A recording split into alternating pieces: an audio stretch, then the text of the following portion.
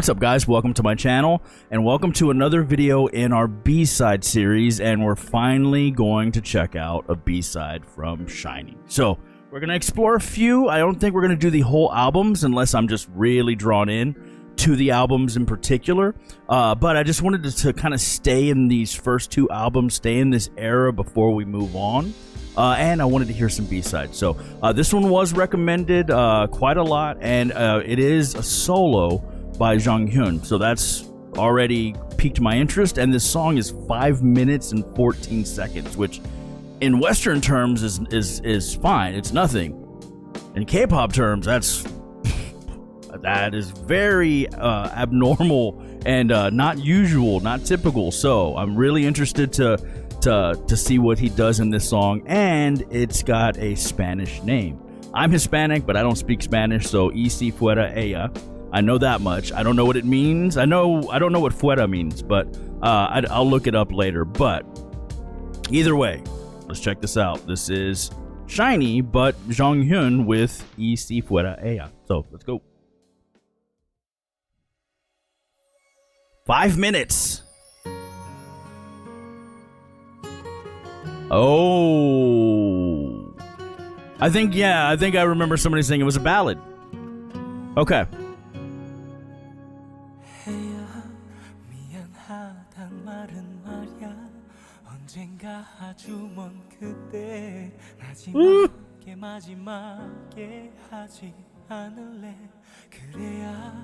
Very Latin ballad from the 80s, 90s,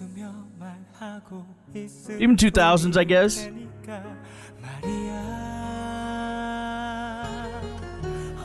Very much so.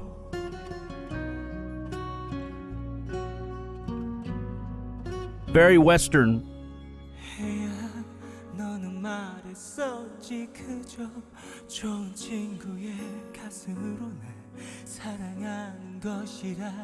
His inflection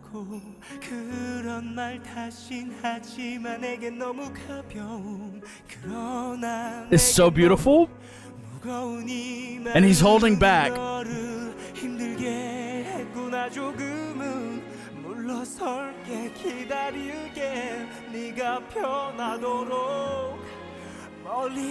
Nice note change.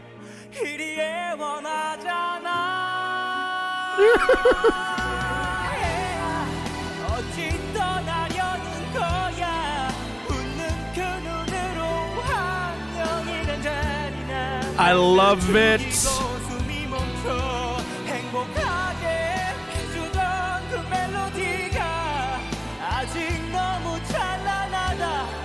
Okay, we're gonna pause.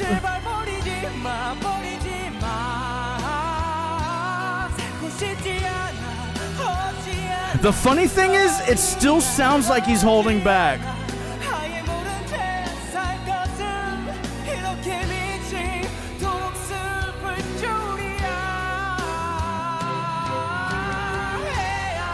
Okay, we're gonna pause here because it's just gonna go on. It's a constant build, and it sounded like a key change, but I don't know if it's a key change for sure. But the song, like I said, I'm Hispanic, right? And I grew up with family listening to songs like this. It's very legitimate. Like this was, if it wasn't written in house, it was purchased from that era or from a songwriter of that era, because it's very legitimate. I can see any Latin singer singing this, but I could also see George Michael doing a song like this. It is very, very good. And the funny thing was, you could tell he was holding back in the beginning. And even when he opened up here, I still feel like he's holding back. Like he's got more than that. And since the song is just a constant progression, it doesn't stop. I have a feeling he's going to go there too. So I really can't wait to hear that. But it's his inflection. It's his, like, he's telling you a story. And again, I don't know what the title means, but I don't have to know what it means to know what he's talking about. Like the pain and the anguish, he's talking to someone or talking about someone in a way that is very powerful and moving, right? Like he's he is kind of in a struggle with somebody. He's either trying to convince somebody to stay, for instance, to not go, things like that. Like, you can feel it in the way that he is singing it, but also the nature of the way the song's written. So it's just one of those things. You don't have to know what someone's talking about or singing about to feel what they're singing about. And it's very, very powerful. And these songs are cool. Like, I had chills all the way through this, or once he opened up. Like, it hits me. It's not a type of song that I would have listened to back in the day, but I definitely heard them. And as I'm getting older, like, I'm falling back into those things. I'm getting more nostalgic, and this hits that nostalgia for me, because it brings up memories. It brings up a time in my life when these types of songs were around my life, right? So it's really, really, really good. And this is playlist. So we're not even halfway through. So I'm just, what else can they do in the song? All right, let's go back a little bit and let it vibe in.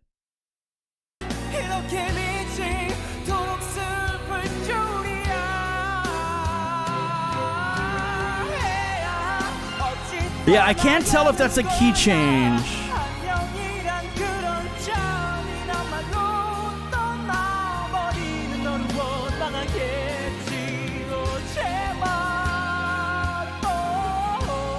Right there. I could definitely see George singing this song.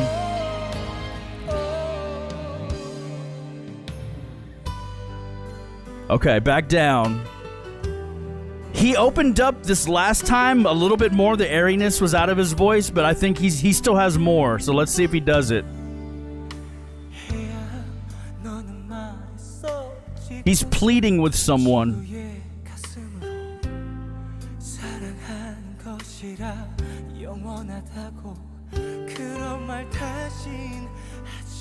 I got chills again because of the way he's singing it.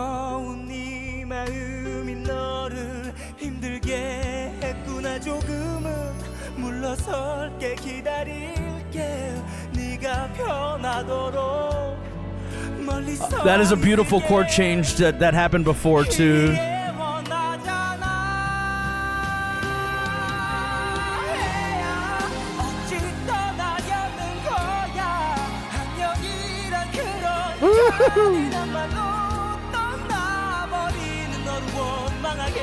Does he go full belt?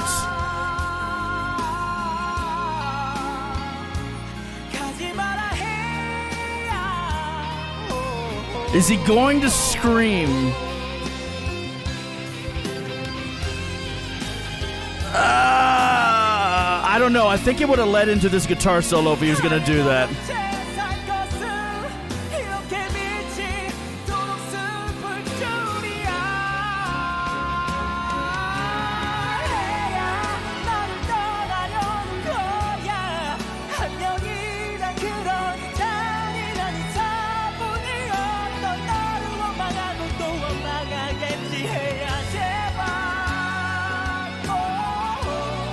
That is so good.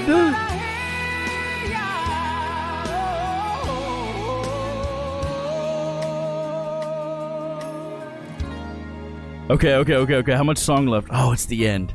Okay, so he didn't go full out. Like, he's very big. We'll talk about it.